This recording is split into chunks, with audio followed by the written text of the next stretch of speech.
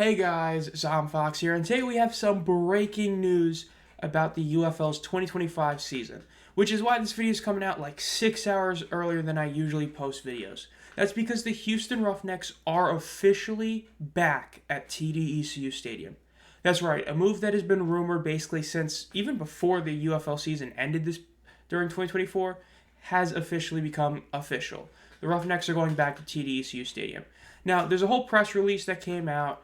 Did not read the whole thing, word for word and all that. Essentially, they just talk about how, it's great to go back to TDECU Stadium. TDECU Stadium was under renovations the past year, which is why they weren't able to play in 2024 and had to go to a new stadium in Rice.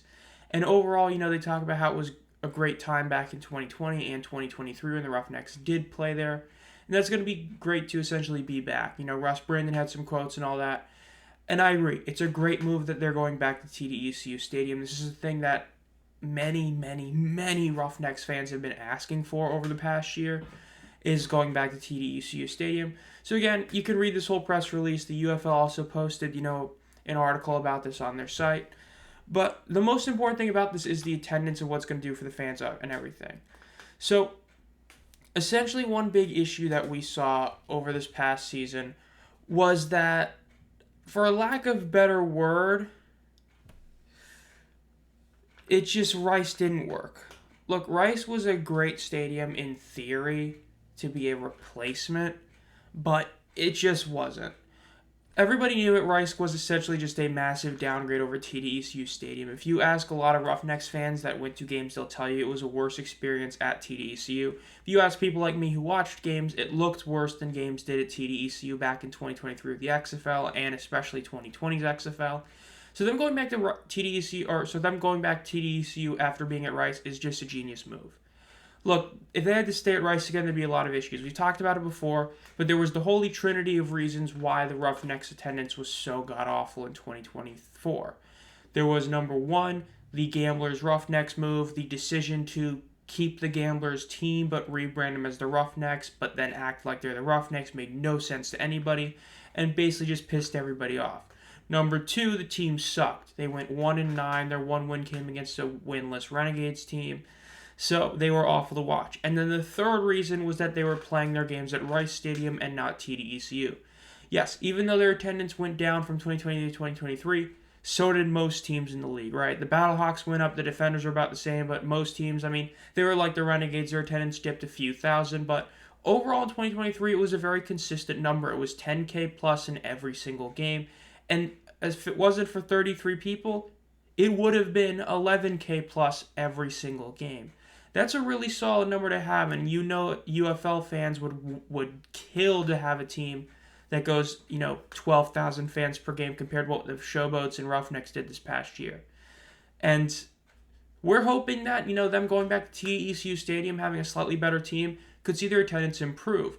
Again, 2025 is going to be a year about improvement in the attendance. The decision not to expand, I've been saying, was a great one because they need to focus in on marketing and getting people in these games and in the seats.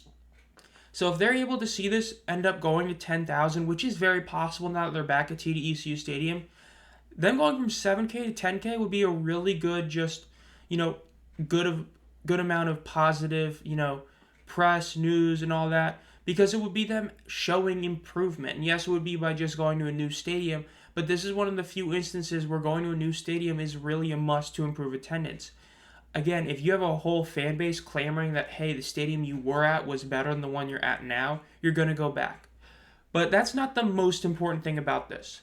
The most important thing about this, and the last thing I want to talk about, is that we're getting this news on September 12th, 2024. Last year, or I guess earlier this year, last season, we didn't get the news they were playing at Rice until February 2nd. That was less than 2 months before the UFL season started. I just posted a video of 3 questions the UFL has to answer after this NFL season started. One of them was about the Panthers and Roughnecks and where they're playing in 2024. And we have one of those questions answered already. Week 2 hasn't even started for the NFL. So the UFL, this is a great job. This came out, early on a Thursday. It's not like there's a ton of football going on, right? Because, Thursday night football isn't for, a while, like 12 hours. Not 12 hours, you know what I mean. Later in the day. The point is, this came out at a decent time. A lot of UFL fans are seeing this. And more importantly, it's coming out early. That was the biggest issue with the 2024 UFL season. A lot of this news stuff came out way too late.